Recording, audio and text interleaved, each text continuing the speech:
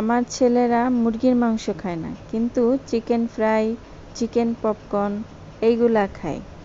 তো আসসালামু আলাইকুম, কেমন আছেন সবাই? আশা করছি ভালো আছেন। আমি আলহামদুলিল্লাহ ভালো আছি। তো যে কথা বলতেছিলাম, আমার ছেলেরা মুরগি খায় না, তাদেরকে একটু মুরগি খাওয়ানোর প্রচেষ্টা এই আর কি। তো তাদেরকে যদি চিকেন ফ্রাই, চিকেন চাপ, চিকেন পপকর্ন এগুলা একটু বানিয়ে দেওয়া যায় তাহলে ঠিকই তারা খায়, অথচ মুরগির মাংস রান্না করলে খায় না।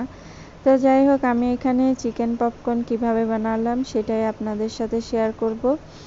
এখানে আমি কিছু মুরগির বুকের মাংস একদম ছোট ছোট করে কেটে নিয়েছি, আর এখানে পানি ঝরিয়ে রেখে তারপরে একটা পাত্রে নিয়ে নিলাম। সেখানে আমি দিয়ে দিলাম পরিমাণ মতো লবণ, হলুদ, জিরের গুঁড়া, ধনিয়ার গুঁড়া, তারপরে মরিচের গুঁড়া। এখানে আরও দিলাম কিছু চিকেন ফ্রাইয়ের যে মশলাটা ওইটা, তারপরে দিলাম 2 টেবিল চামচ টক দই, তারপর এখানে আরও দিলাম একটু আদা বাটা, আরও দিলাম একটু রসুন পেঁয়াজ বাটা। সব কিছু আমি বাটা মশলাটা 1 টেবিল চামচ করেই দিয়েছি। আরও দিলাম 1 টেবিল চামচ সয়া সস। গুঁড়ো মশলা আমি 1/2 টেবিল চামচ করে সব দিয়ে দিয়েছি। আর এখানে আমি একটু গোলমরিচের গুঁড়া দিব। আর লবণের পরিমাণটা আমি একটু কম দিয়েছি, কারণ সয়া সস দিয়েছি, সয়া সসে লবণের পরিমাণটা একটু বেশিই থাকে।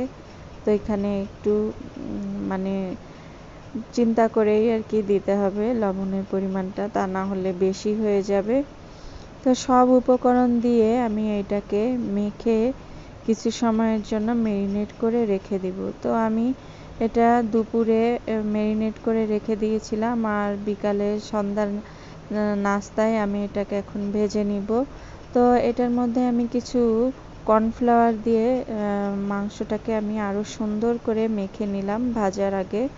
তারপরে এবার আমি ভাজতে চলে যাব। চুলায় দিয়ে দিলাম কড়াই, কড়াইতে দিয়ে দিলাম সয়াবিন তেল দিয়ে তারপরে আমি সব পপকর্নগুলো ভেজে নিব। এই তো চিকেন পপকর্ন ছোট ছোট পিস আমি একটা একটা করে কড়াইতে দিয়ে দিচ্ছি, আর এটাকে ডুবো তেলে ভেজে নিব আমি। তো এরকম সবগুলাই আমি এক এক করে দিয়ে দিলাম। তো এক পাশ হয়ে গেলে আমি একটু উল্টিয়ে দিব এপিট ওপিট করে, আর একদম মচমচা করে লাল লাল করে ভেজে নিব। তো দেখতেই পাচ্ছেন আমি কত সুন্দর করে ভেজে নিচ্ছি, আর এটা কিন্তু অনেক সুন্দর ক্রিস্পি হয়েছিল। এই তো লাল লাল করে এইভাবে আমি ভেজে নিয়েছি সবগুলা, এইভাবে করে আমি ভেজে নিলাম। আর আলহামদুলিল্লাহ খেতে অনেক মজা হয়েছিল, অনেক ক্রিস্পি হয়েছিল। তো বাসায় এইভাবে বাচ্চাদেরকে আপনারা এভাবে বানিয়ে দিতে পারেন, বা চায়ের নাস্তাতেও বিকালে এইভাবে বানিয়ে খেতে পারেন। এটা অসম্ভব মজা হয়েছিল। তো যাই হোক, এখানে আমি সবগুলা ভেজে নিলাম, আর এবার খাওয়ার পালা। বাচ্চাদেরকেও দিলাম খেতে, তারা তো খুবই মজা করে খেয়েছিল। তো যা আমি এবার খেতে খেতে আপনাদের কাছ থেকে বিদায় নিব। আল্লাহ হাফেজ।